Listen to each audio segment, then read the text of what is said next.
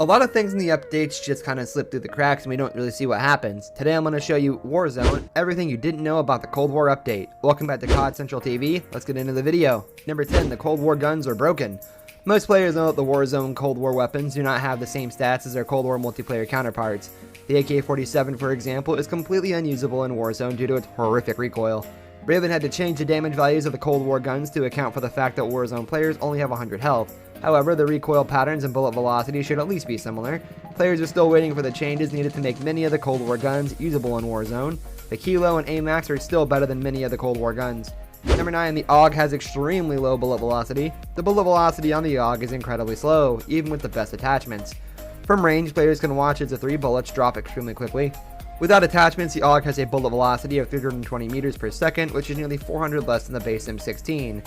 With the Agency Titanium barrel, players can boost the velocity to 700, but the bullet drop is still not competitive. With a better bullet velocity, the AUG could actually be a good gun in Warzone if the DMR gets nerfed. Number 8, barrels do not work as intended.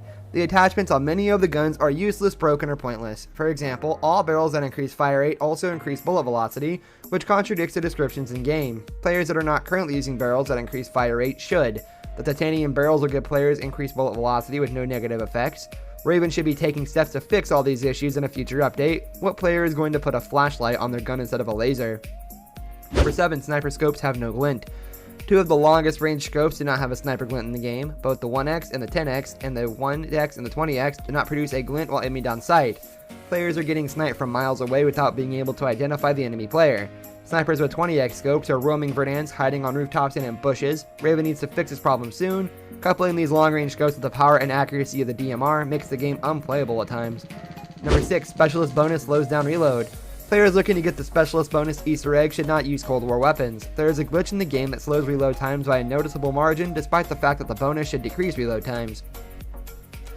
In gunfights that require a quick reload, players will be put in difficult positions. The reload add will be around 50% depending on the weapon.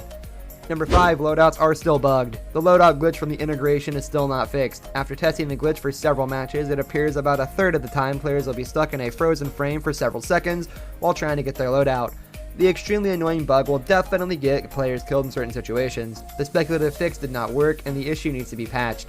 Thankfully, the glitch does not happen every time, but after 2 weeks, players expect more from Raven. Number 4, there is a hole on the runway.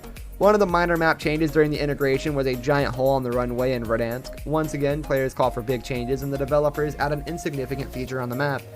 Rebirth Island is a fun map to play, but it is a repackaged map from Black Ops 4. The community demands changes to Verdansk due to the addition of a map that is actually new. The hole is a great spot to get loot quickly, however. Many players in Verdansk do not know about the change. There is likely an Easter egg or two in this new location, so players who enjoy competing them should check the area out. Along with the bunker locations, a new spot on the map is one of the best places to go for a loadout at the beginning of a match. Number 3, secret Warzone statistics. When Warzone launched, players were unaware that the Infinity Ward assigned different damage range drop-offs in Warzone. Many of the YouTubers testing the range values of the weapons in Modern Warfare assumed that they were the same in both modes. Instead, weapons like the MP7 and Kilo were given much better damage range values at the multiplayer versions of the weapons. Both the MP7 and Kilo were 2 of the best guns at the game's launch. It is very likely that there are other guns with different statistics from Modern Warfare. The different values were identified by prominent YouTubers after the Kilo nerf was revealed. Number 2, the Fennec and the ISO were buffed. One of the lesser known changes during the integration was a buff to both the Fennec and ISO. Both the guns received a damage range buff and are just a little better in Warzone. The Fennec is better than the ISO, but it has a small magazine and players are much better off with the MP5 or MAC-10. Hopefully the guns will be usable after more weapon balancing. Number 1, invulnerability on Rebirth Island. Players respawning on Rebirth Island have invulnerability while dropping in. The invulnerability lasts for several seconds and it will go away once the player is at a lower altitude. Rebirth Island, players should wait until the enemy dropping in is relatively low before wasting ammunition. Players should watch their ammo, especially when using the small 25 round magazine of the FFAR. This brings us to the end of our video. I hope you enjoyed it. Hit like if you did, and don't forget to subscribe to our channel so you don't miss out on any of our videos in the future. Also watch the 2 videos that are on your screen because I'm sure you'll love them. With that, I'll see you in the next video. Goodbye.